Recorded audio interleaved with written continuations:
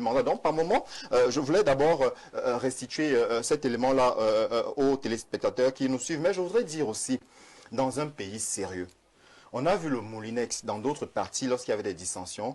Le ministre de l'administration territoriale. Qui s'est défini, lui-même qui s'est présenté. Il a choisi lui-même non, c'est pour qu'on se comprenne. Il y a des gens qui nous regardent au Ghana, qui nous regardent très loin.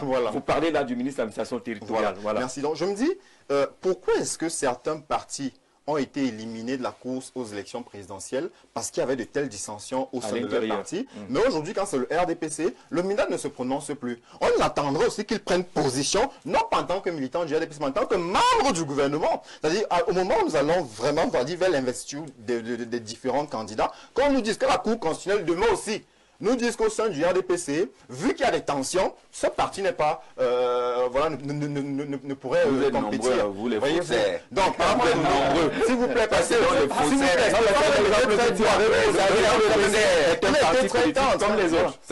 Il n'est pas au-dessus. Ça, c'est les Français. Voilà. Mais vous n'êtes bon que dans l'invective de toutes les manières. Et l'incompétence, la violence verbale, c'est votre raisonnement. Stéphane, tout à l'heure, était très doux. Quand il vous disait que la candidature même de M. Biya était illégitime, moi je dirais même illégale, voyez-vous. Parce qu'au bout d'un moment, quand on parle même de prorogation, depuis 2016, mais la prorogation va jusqu'à quand? C'est ad vitam aeternam. Voilà, voyez-vous. Donc à un moment donné, et au sein du Congrès, vous qui parlez de démocratie, même vous au sein du RDPC, mais Majesté, vous-même vous n'avez pas d'ambition politique? Quelle est cette histoire où vous faites de M. Biya votre assurance vie? Parce que vous devez votre existence politique à un seul et même individu. Voilà pourquoi nous vivons des appels à candidature s'il y a des motions de soutien. Comme si vous n'étiez pas capable de présider. Vous dites que le Congrès aurait été utile à tous les autres militants. Voilà, c'est un rendez-vous de retrouvailles. Voilà, au moins ça.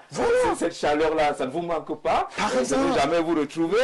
Et même votre président, que vous n'avez pas vu, parce que même si ces ministres disent déjà qu'ils ne le rencontrent pas, mais vous-même, vous ne souhaiteriez pas voir. Mais vous ne dirigez pas un fantôme.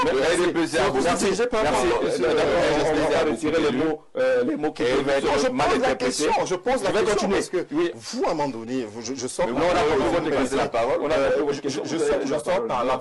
Voilà, sincèrement. Pour vous, qui dites avoir amené la démocratie au Cameroun, alors que ce vent de la démocratie vous a été imposé, mais à un moment donné, laissez donc libérer des énergies au sein de vos partis. D'accord. Que des uns et des autres. Est-ce que les militants eux-mêmes ne sont pas un peu étouffés, Paul Stéphane Mudunga, de ne jamais se retrouver? On se souvient encore d'un congrès avec Charles Ndumba, secrétaire général, et le président